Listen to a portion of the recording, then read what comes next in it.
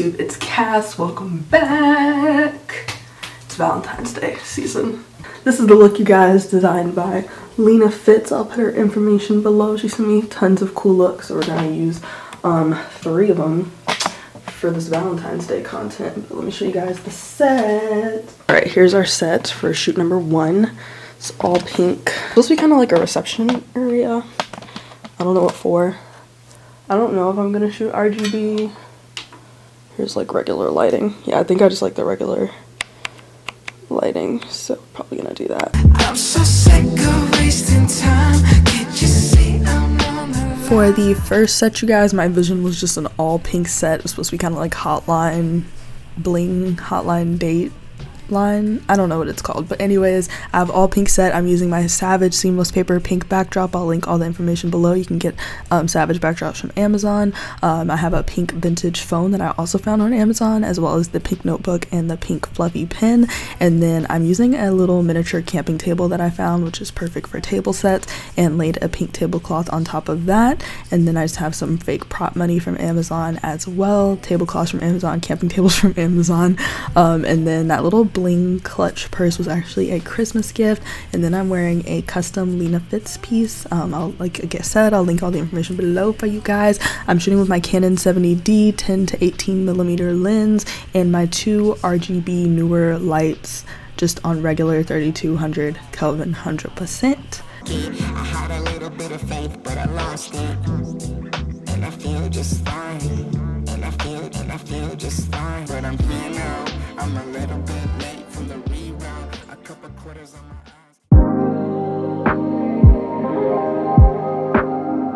I can't fight this feeling.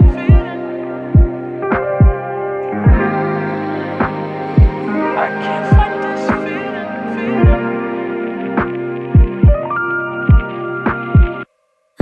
Getting into set number 2, same camera and lighting setup, except the camera was pointed down. I did use a Movo phone tripod attachment to add to my camera, but ended up taking that off.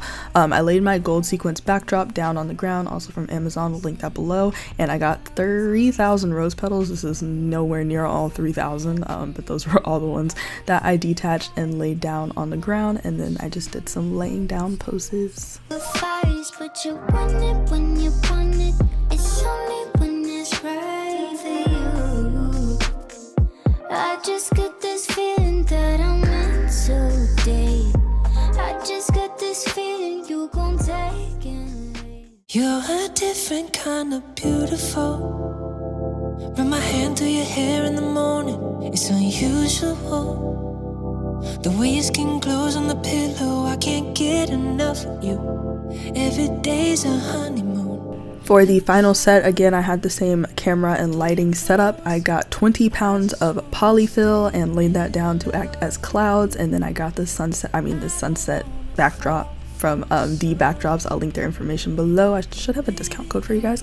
But I also got these angel wings from Amazon and this Cupid bow and arrow from Amazon to do sort of like a fun little Cupid shoot. Again, all my outfits have been from Lena Fitz. I'll link that below if you guys want to get a custom outfit from her.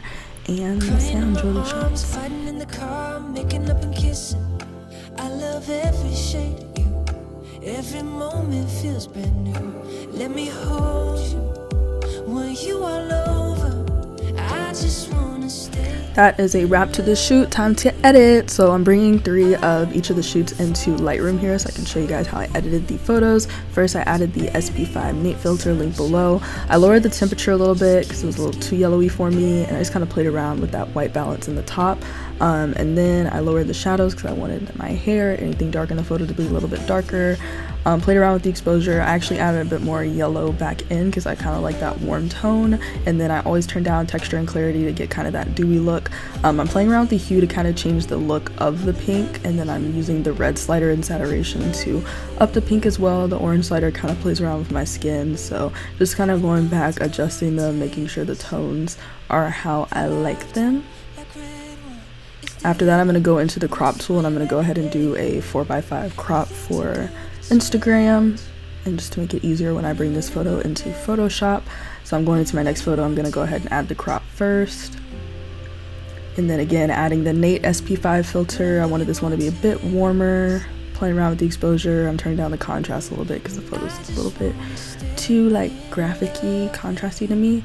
And then I was always turning down texture, clarity. I turned down the shadows a bit, so again, darker hair, darker eyebrows, darker lashes, upping the vibrance a bit, and then playing with the red of the rose petals. So I wanted them to be kind of a deeper red, so I'm upping the saturation so they're brighter, and then turning down the luminance so they're darker.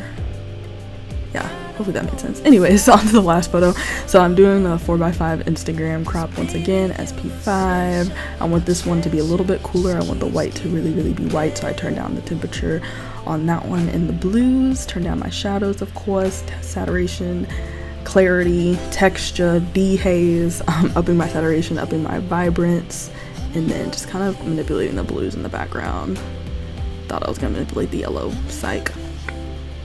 And yeah, I'm ready to export and bring into Photoshop. So inside of Photoshop, I'm going to open my first photo and we are going to extend this background. I'm using my selection tool to select this area over here, and then I'm going to go to edit.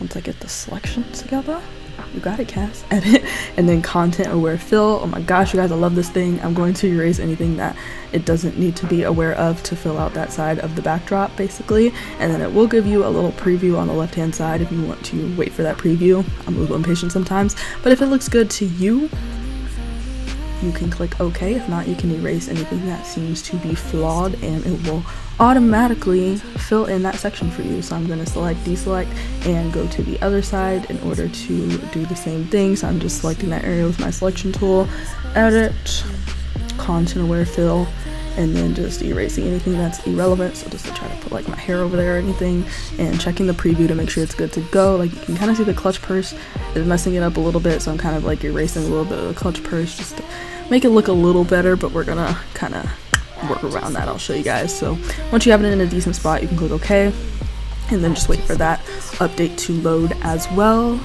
And then we're gonna kind of trick the system. So I'm gonna add a new layer, and I'm gonna go to my paintbrush tool. I just put that layer on the top, and I'm just color matching the backdrop basically, and I'm just kind of painting over that flawed area. So color matching that other backdrop once again, and paintbrush tooling that baby. And then I like to put my paintbrush really high and just kind of like vignette the outer area. So basically I'm putting my paintbrush on like 2000, really low hardness, and I just color match the outside corners, and then I just kind of go over, and then I go into the eraser and erase any of those brush strokes that I didn't like, and I just kind of modify it to get it how I like. I know someone asked me like how I get my blurry background edges. It's literally just me using the paintbrush tool on a separate layer.